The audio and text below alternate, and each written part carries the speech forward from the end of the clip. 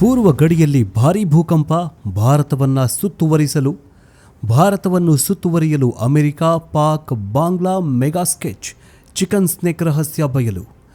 ದಿಕ್ಕು ನೈಋತ್ಯದಲ್ಲಿ ಕವಿಯುತ್ತಿರುವ ಕಾರ್ಮೋಡ. ನವಭಾರತಕ್ಕೆ ಎದುರಾಯಿತು ಬಹುದೊಡ್ಡ ಸವಾಲು. ನಮಸ್ಕಾರ ವೀಕ್ಷಕರೇ, ನೀವು ಎಂದಾದರೂ ಯೋಚನೆ ಮಾಡಿದ್ದೀರಾ? ದಶಕಗಳ ಕಾಲ ತುಲನಾತ್ಮಕವಾಗಿ ಶಾಂತವಾಗಿದ್ದ ನಮ್ಮ ಪೂರ್ವ ಗಡಿಯಲ್ಲಿ, ಅಂದರೆ ಭಾರತ ಮತ್ತು ಬಾಂಗ್ಲಾದೇಶದ ಗಡಿಯಲ್ಲಿ ಏಕಾಏಕಿ ಇಷ್ಟೊಂದು ಹೈ ವೋಲ್ಟೇಜ್ ಡ್ರಾಮಾ, ಉದ್ವಿಗ್ನತೆ ಮತ್ತು ಗಲಾಟೆಗಳು ಯಾಕೆ ಶುರುವಾಗಿವೆ? ಇದು ಕೇವಲ ಇಬ್ಬರು ನೆರೆಹೊರೆಯವರ ನಡುವಿನ ಸಣ್ಣಪುಟ್ಟ ಜಗಳವೋ, ಅಥವಾ ಭಾರತವನ್ನು ಅಂತಾರಾಷ್ಟ್ರೀಯ ಮಟ್ಟದಲ್ಲಿ ಬ್ಲ್ಯಾಕ್ ಮೇಲ್ ಮಾಡೋದಕ್ಕೆ ರವಾನೆಯಾಗ್ತಾ ಇರುವ ಭೀಕರ ಮೆಗಾ ಷಡ್ಯಂತ್ರವೋ? ದೆಹಲಿಯ ಸೌತ್ ಬ್ಲಾಕ್ನಿಂದ ಹಿಡಿದು ಗುಪ್ತಚರ ಸಂಸ್ಥೆಗಳವರೆಗೆ ಇದೀಗ ಹೈ ಅಲರ್ಟ್ ಘೋಷಣೆ ಮಾಡಲಾಗಿದೆ. ಬಾಂಗ್ಲಾದೇಶದ ಗಡಿಯಲ್ಲಿರುವ ವಿರೋಧಿ ಶಕ್ತಿಗಳು ಭಾರತಕ್ಕೆ ಬಹಿರಂಗವಾಗಿ ನಿಮ್ಮ ಸೇನೆಯನ್ನ ಹಿಂದಕ್ಕೆ ಕರೆಯಿರಿ, ಇಲ್ಲದಿದ್ದರೆ ಘೋರ ಪರಿಣಾಮ ಎದುರಿಸಬೇಕಾಗತ್ತೆ ಅಂತ ಎಚ್ಚರಿಕೆ ನೀಡುವ ದುಸ್ಸಾಹಸಕ್ಕೆ ಕೈ ಹಾಕಿವೆ. ಅಷ್ಟಕ್ಕೂ ಇಷ್ಟು ದಿನಗಳ ಕಾಲ ಭಾರತದ ನೆರಳಿನಲ್ಲಿ ಬದುಕುತ್ತಾಗಿದ್ದ ನೆರೆಯ ರಾಷ್ಟ್ರಕ್ಕೆ ಇಷ್ಟೊಂದು ಉದ್ದಟತನ ತೋರುವ ಧೈರ್ಯ ಎಲ್ಲಿಂದ ಬಂತು? ಗಡಿಯಾಚೆ ಕುಳಿತುಕೊಂಡು ಬಾಂಗ್ಲಾದೇಶವನ್ನು ಆಳವಾಗಿ ಬಳಸ್ಕೊಳ್ತಾ ಇರುವ ಆ ಅಂತಾರಾಷ್ಟ್ರೀಯ ಲಾಬಿಯ ಅಸಲಿ ಉದ್ದೇಶವೇನು? ನಮ್ಮ ಅತ್ಯಂತ ಸೂಕ್ಷ್ಮ ನರವಾಗಿರುವ ಸಿಲಿಗುರಿ ಕಾರಿಡಾರ್ ಅಥವಾ ಚಿಕನ್ ಸ್ನೇಕ್ ಪ್ರದೇಶವನ್ನು ಗುರಿಯಾಗಿಸಿ ಪಾಕಿಸ್ತಾನ ಮತ್ತು ಅಮೆರಿಕ ಹೆಣೆದಿರುವ ಆ ಭೀಕರ ರಿವರ್ಸ್ ಆಂಕರ್ಸ್ ಪ್ಲಾನ್ ಎಂಥದ್ದು? ಮತ್ತು ಬಂಗಾಳ ಕೊಲ್ಲಿಯಲ್ಲಿ ಸೆಂಟ್ ಮಾರ್ಟಿನ್ ದ್ವೀಪದ ಮೇಲೆ ಅಮೆರಿಕ ತನ್ನ ನೌಕಾನೆಲೆ ಸ್ಥಾಪಿಸಲು ಹೊಂಚು ಹಾಕ್ತಾ ಇರುವ ಕರಾಳ ಇನ್ಸೈಡ್ ಸ್ಟೋರಿ ಏನು? ಬನ್ನಿ ಇವತ್ತಿನ ಈ ಡೀಟೇಲ್ಡ್ ಡಾಕ್ಯುಮೆಂಟರಿ ವಿಡಿಯೋದಲ್ಲಿ ಪೂರ್ವ ಗಡಿಯ ಬಿಕ್ಕಟ್ಟು, ಬಾಂಗ್ಲಾ ಪಾಕ್ ಗುಪ್ತ ಒಪ್ಪಂದ ಮತ್ತು ನವಭಾರತದ ದಿಟ್ಟ ತಿರುಗೇಟಿನ ಪ್ರತಿಯೊಂದು ಇನ್ಸೈಡ್ ಸೀಕ್ರೆಟ್ ಅನ್ನ ಎಳೆ ಎಳೆಯಾಗಿ ಬಿಚ್ಚಿಡೋಣ. ಈ ಮಾಹಿತಿಯನ್ನ ಪ್ರತಿಯೊಬ್ಬ ಜವಾಬ್ದಾರಿಯುತ ಭಾರತೀಯನು ತಿಳಿದುಕೊಳ್ಳಬೇಕು. ಹೀಗಾಗಿ ವಿಡಿಯೋವನ್ನ ಎಲ್ಲೂ ಕೂಡ ಸ್ಕಿಪ್ ಮಾಡದೆ ಕೊನೆವರೆಗೂ ನೋಡಿ. ವೀಕ್ಷಕರೇ, ನಿಮಗೇನನ್ಸುತ್ತೆ? ಭಾರತ ವಿಶ್ವಗುರುವಾಗುವುದನ್ನ ಕಣ್ಣಾರೆ ನೋಡಲಾಗದ ಕೆಲವೊಂದಿಷ್ಟು ದುಷ್ಟಶಕ್ತಿಗಳು ಬಾಂಗ್ಲಾದೇಶದ ಬೆನ್ನಿಗೆ ಬಿದ್ದು ಹೆಂಗಾದ್ರೂ ಮಾಡಿ ಕಾಲು ಕೆರೆದು ಜಗಳಕ್ಕೆ ಬರ್ತಾಗಿದ್ದಾವಲ್ಲ, ಇದ್ರ ಬಗ್ಗೆ ನಿಮಗೇನನ್ಸುತ್ತೆ? ಸೂಪರ್ ಪವರ್ ರಾಷ್ಟ್ರವಾಗಿ ಹೊರಹೊಮ್ತಾ ಇರುವ ಭಾರತವನ್ನು ಇದೇ ವಿಶ್ವದ ದೊಡ್ಡನ್ನು ಅಮೆರಿಕಾಗೆ ನೋಡೋದಕ್ಕಾಗ್ತಾ ಇಲ್ವಂತೆ. ಅದಕ್ಕೋಸ್ಕರ ಬಾಂಗ್ಲಾದೇಶಕ್ಕೆ ಸಪೋರ್ಟ್ ಮಾಡಿ ಭಾರತ ಬಾಂಗ್ಲಾ ಯುದ್ಧ ಮಾಡಿ ಅಂತ ಸಪೋರ್ಟ್ ಮಾಡ್ತಾ ಇದೆಯಲ್ಲ ಈ ಅಮೆರಿಕ, ಅದರಲ್ಲೂ ಟ್ರಂಪ್, ಇವರ ನೀತಿ, ಇವರ ಈ ಪ್ಲಾನ್ ಸರಿ ಅಂತ ನಿಮ್ಗನ್ಸುತ್ತಾ? ಜೊತೆಗೆ ಪಾಕಿಸ್ತಾನ ಇನ್ನೂ ಬುದ್ಧಿ ಕಲ್ತಿಲ್ವಲ್ಲ, ಆ ಪಾಕಿಸ್ತಾನಕ್ಕೆ ಬುದ್ಧಿ ಕಲಿಸ್ಬೇಕಂತಂದ್ರೆ ಏನು ಮಾಡಬೇಕು? ಅದನ್ನು ನೋಡಿಕೊಂಡು ಬಾಂಗ್ಲಾದೇಶ ದಾರಿ ತಪ್ತಾ ಇದೆಯಲ್ಲ, ಈ ಬಾಂಗ್ಲಾದೇಶಕ್ಕೆ ಎಂಥ ಸರ್ಜಿಕಲ್ ಸ್ಟ್ರೈಕ್ ಮಾಡಿದ್ರೆ ಮುಚ್ಕೊಂಡಿರತ್ತೆ? ನಿಮ್ಮ ಅತ್ಯಂತ ನಿಖರವಾದ ಮತ್ತು ಪ್ರಾಮಾಣಿಕವಾದ ಅನಿಸಿಕೆಗಳನ್ನು ಕಮೆಂಟ್ ಬಾಕ್ಸ್ನಲ್ಲಿ ತಪ್ಪದೆ ತಿಳಿಸಿ, ಮುಕ್ತವಾಗಿ ಚರ್ಚೆ ಮಾಡೋಣ. ಜೊತೆಗೆ ನೀವಿನ್ನೂ ನಮ್ಮ ಯೂಟ್ಯೂಬ್ ಚಾನಲನ್ನು ಸಬ್ಸ್ಕ್ರೈಬ್ ಮಾಡ್ಕೊಂಡಿಲ್ಲ ಅಂತಂದರೆ ಈ ಕೂಡಿ ಸಬ್ಸ್ಕ್ರೈಬ್ ಮಾಡ್ಕೊಳ್ಳಿ. ಯಾಕಂತಂದರೆ ನಾವು ಹಾಕೋ ವಿಡಿಯೋ ಫಸ್ಟ್ ನಿಮಗೆ ತಲುಪುತ್ತೆ. ಸ್ಮಾರ್ಟ್ ಬೇಲಿಗೆ ಶತ್ರುಗಳ ನಡುಕ, ಏನಿದು ಗಡಿ ಕದನದ ಅಸಲಿ ಕಾರಣ? ವೀಕ್ಷಕರೇ, ಪೂರ್ಣವಾಗಿ ಭೌಗೋಳಿಕ ರಾಜಕಾರಣದ ಆಳವನ್ನು ಅರ್ಥ ಮಾಡಿಕೊಳ್ಬೇಕಾದ್ರೆ ನಾವು ಮೊದಲು ಗಡಿಯಲ್ಲಿ ನಡೀತಾ ಇರುವ ಆ ಭೌತಿಕ ಸಂಘರ್ಷದ ವಾಸ್ತವವನ್ನು ಸೂಕ್ಷ್ಮವಾಗಿ ಗಮನಿಸಬೇಕು. ಭಾರತ ಮತ್ತು ಬಾಂಗ್ಲಾದೇಶದ ನಡುವೆ ಸಾವಿರಾರು ಕಿಲೋಮೀಟರ್ ಉದ್ದದ ಅತ್ಯಂತ ಸಂಕೀರ್ಣವಾದ ಗಡಿಯಿದೆ. ಅದರಲ್ಲಿ ದಟ್ಟವಾದ ಕಾಡುಗಳು, ಅಪಾಯಕಾರಿ ಜೋಗು ಪ್ರದೇಶಗಳು ಮತ್ತು ನಿರಂತರವಾಗಿ ದಾರಿ ಬದಲಿಸುವ ನದಿ ಪಾತ್ರಗಳು ಇದ್ದಾವೆ. ದಶಕಗಳಿಂದ ಈ ಫೆನ್ಸಿಂಗ್ ಇಲ್ಲದ ಜಾಗಗಳನ್ನು ಬಳಸಿಕೊಂಡೇ ಗಡಿಯಾಚೆಯಿಂದ ಅಕ್ರಮ ವಲಸಿಗರು, ಡ್ರಗ್ಸ್ ಮಾಫಿಯಾ ಮತ್ತು ಭಯೋತ್ಪಾದಕರು ಭಾರತದೊಳಗಡೆ ನುಸುಳುತ್ತಾ ಇದ್ರು. ಆದರೆ ಭಾರತ ಸರ್ಕಾರ ಈಗ ಏನು ಮಾಡ್ತಾ ಇದೆ ಗೊತ್ತಾ?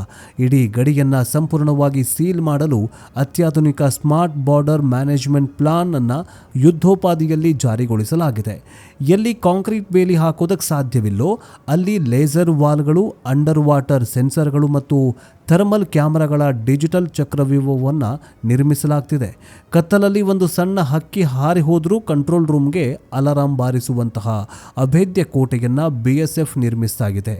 ಯಾವಾಗ ಭಾರತವು ಈ ಫೆನ್ಸಿಂಗ್ ಕಾಮಗಾರಿಯನ್ನು ಅಂತಿಮ ಹಂತಕ್ಕೆ ತಲುಪಿಸಿತು, ಆಗ ಗಡಿಯಾಚೆ ಇರುವ ಬಾಂಗ್ಲಾದೇಶದ ಗಡಿ ಕಾವಲು ಪಡೆ BGB ಮತ್ತು ಅಲ್ಲಿನ ಸ್ಥಳೀಯ ವಿರೋಧಿಗಳಿಗೆ ಅಕ್ಷರಶಃ ನಡುಕ ಶುರುವಾಗತ್ತೆ.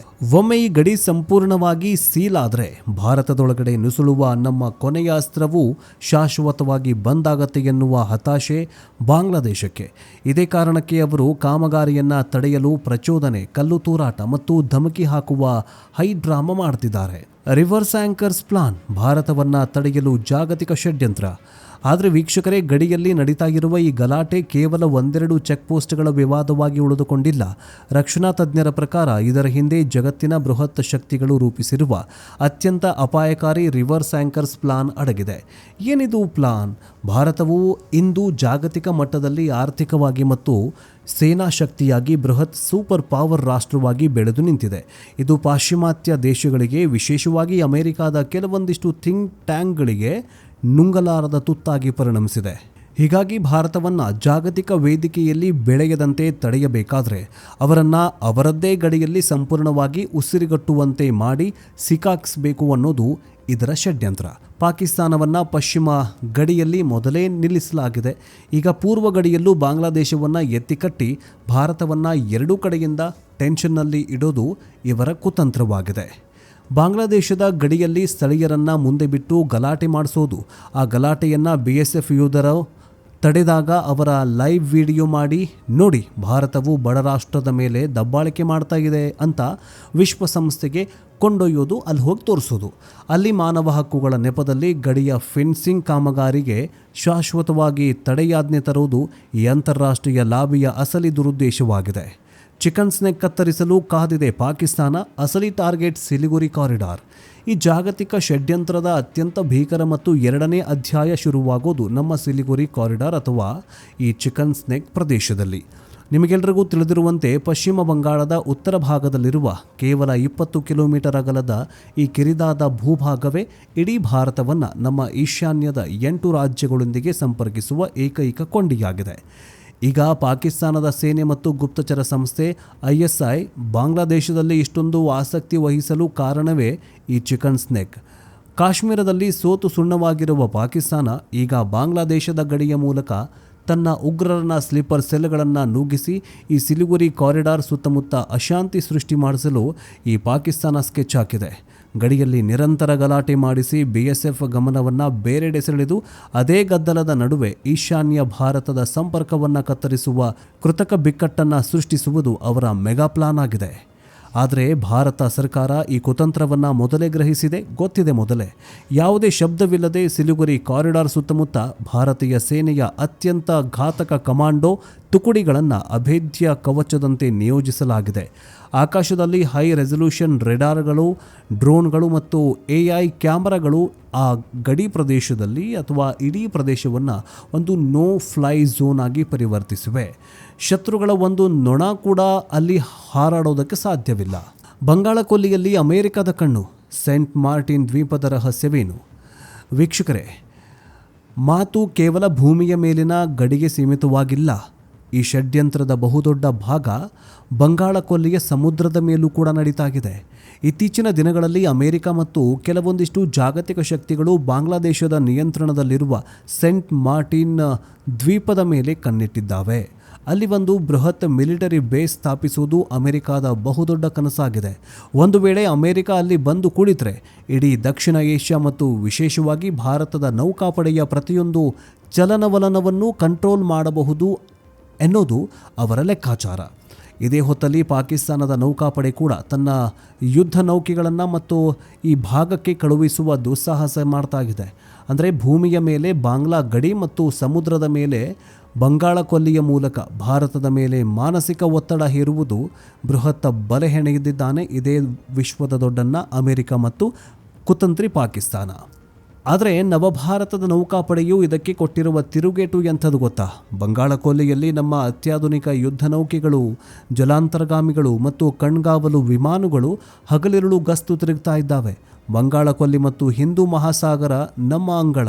ಇಲ್ಲಿ ಯಾವುದೇ ಮೂರನೇ ದೇಶದ ಮಿಲಿಟರಿ ನೆಲೆ ನಿರ್ಮಾಣವಾದರೆ ಅದನ್ನು ಭಾರತ ರಾಷ್ಟ್ರೀಯ ಭದ್ರತೆಯ ಮೇಲಿನ ನೇರ ಆಕ್ರಮಣ ಅಂತ ಪರಿಗಣಿಸಲಾಗುವುದು ಅಂತ ಭಾರತದ ರಕ್ಷಣಾ ಸಚಿವಾಲಯವು ಅಂತಾರಾಷ್ಟ್ರೀಯ ಮಟ್ಟದಲ್ಲಿ ಖಡಕ್ ಎಚ್ಚರಿಕೆ ರವಾನಿಸಿದೆ.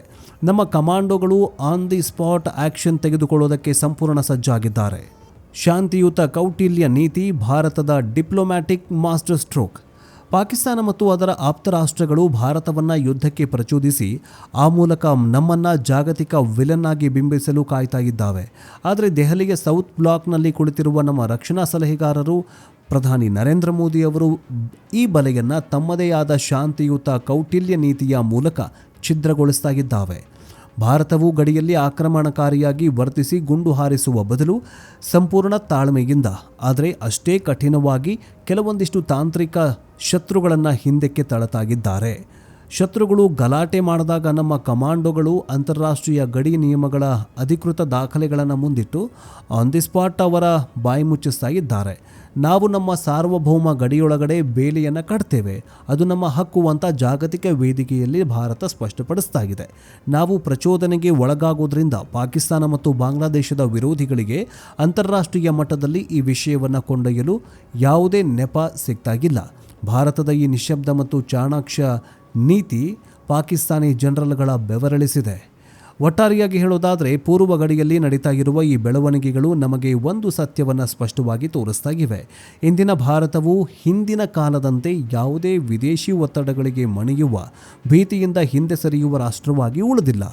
ಇಂದು ನಾವು ನಮ್ಮದೇ ಷರತ್ತುಗಳ ಮೇಲೆ ಜಗತ್ತಿನ ಜೊತೆ ಮಾತನಾಡ್ತೇವೆ. ಅಮೆರಿಕ ಆಗಲಿ ಅಥವಾ ಈ ಪಾಕಿಸ್ತಾನ ಅಥವಾ ಇನ್ನಾವುದೋ ರಾಷ್ಟ್ರಗಳು ನಮ್ಮನ್ನು ತಡೆಯಲು ಎಷ್ಟೇ ಚಕ್ರವ್ಯೂಹಗಳನ್ನು ರಚಿಸಿದರೂ ನಮ್ಮ ವೀರ ಯೋಧರ ಶೌರ್ಯ ಮತ್ತು ನಮ್ಮ ಕೃತಕ ಬುದ್ಧಿಮತ್ತೆ ಈ ಎಲ್ಲ ಬಲೆಗಳನ್ನು ಕತ್ತರಿಸಿ ಹಾಕುವ ಶಕ್ತಿ ಹೊಂದಿದೆ. ನಾವು ಗ್ಲೋಬಲ್ ಸೂಪರ್ ಪವರ್ ಆಗೋದನ್ನು ತಡೆಯಲು ಇನ್ನೂ ಜಗತ್ತಿನ ಯಾವುದೇ ಶಕ್ತಿಗೂ ಸಾಧ್ಯವಿಲ್ಲ. ವೀಕ್ಷಕರೇ, ನಿಮಗೇನನ್ಸುತ್ತೆ?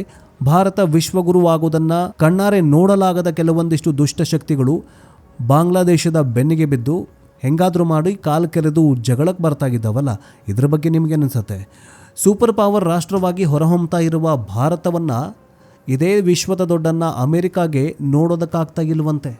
ಅದಕ್ಕೋಸ್ಕರ ಬಾಂಗ್ಲಾದೇಶಕ್ಕೆ ಸಪೋರ್ಟ್ ಮಾಡಿ ಭಾರತ ಬಾಂಗ್ಲಾ ಯುದ್ಧ ಮಾಡಿ ಅಂತ ಸಪೋರ್ಟ್ ಮಾಡ್ತಾ ಇದೆಯಲ್ಲ ಈ ಅಮೇರಿಕ, ಅದರಲ್ಲೂ ಟ್ರಂಪ್, ಇವರ ನೀತಿ, ಇವರ ಈ ಪ್ಲಾನ್ ಸರಿ ಅಂತ ನಿಮ್ಗನ್ಸುತ್ತಾ? ಜೊತೆಗೆ ಪಾಕಿಸ್ತಾನ ಇನ್ನೂ ಬುದ್ಧಿ ಕಲ್ತಿಲ್ವಲ್ಲ, ಆ ಪಾಕಿಸ್ತಾನಕ್ಕೆ ಬುದ್ಧಿ ಕಲಿಸ್ಬೇಕಂತಂದ್ರೆ ಏನು ಮಾಡಬೇಕು ಅದನ್ನು ನೋಡಿಕೊಂಡು ಬಾಂಗ್ಲಾದೇಶ ದಾರಿ ತಪ್ತಾ ಇದೆಯಲ್ಲ, ಈ ಬಾಂಗ್ಲಾದೇಶಕ್ಕೆ ಎಂಥ ಸರ್ಜಿಕಲ್ ಸ್ಟ್ರೈಕ್ ಮಾಡಿದ್ರೆ ಮುಚ್ಕೊಂಡಿರತ್ತೆ. ನಿಮ್ಮ ಅತ್ಯಂತ ನಿಖರವಾದ ಮತ್ತು ಪ್ರಾಮಾಣಿಕವಾದ ಅನಿಸಿಕೆಗಳನ್ನು ಕಮೆಂಟ್ ಬಾಕ್ಸ್ನಲ್ಲಿ ತಪ್ಪದೆ ತಿಳಿಸಿ, ಮುಕ್ತವಾಗಿ ಚರ್ಚೆ ಮಾಡೋಣ. ಜೊತೆಗೆ ನೀವಿನ್ನೂ ನಮ್ಮ ಯೂಟ್ಯೂಬ್ ಚಾನಲನ್ನು ಸಬ್ಸ್ಕ್ರೈಬ್ ಮಾಡ್ಕೊಂಡಿಲ್ಲ ಅಂತಂದರೆ ಈ ಕೂಡಿ ಸಬ್ಸ್ಕ್ರೈಬ್ ಮಾಡ್ಕೊಳ್ಳಿ. ಯಾಕಂತಂದರೆ ನಾವು ಹಾಕೋ ವಿಡಿಯೋ ಫಸ್ಟ್ ನಿಮಗೆ ತಲುಪುತ್ತೆ. ನೆಕ್ಸ್ಟ್ ಅಪ್ಡೇಟ್ನೊಂದಿಗೆ ಬೇಗ ವಾಪಸ್ ಬರ್ತೀವಿ. ಜೈ ಹಿಂದ್, ಜೈ ಕರ್ನಾಟಕ, ವಂದೇ ಮಾತರಂ.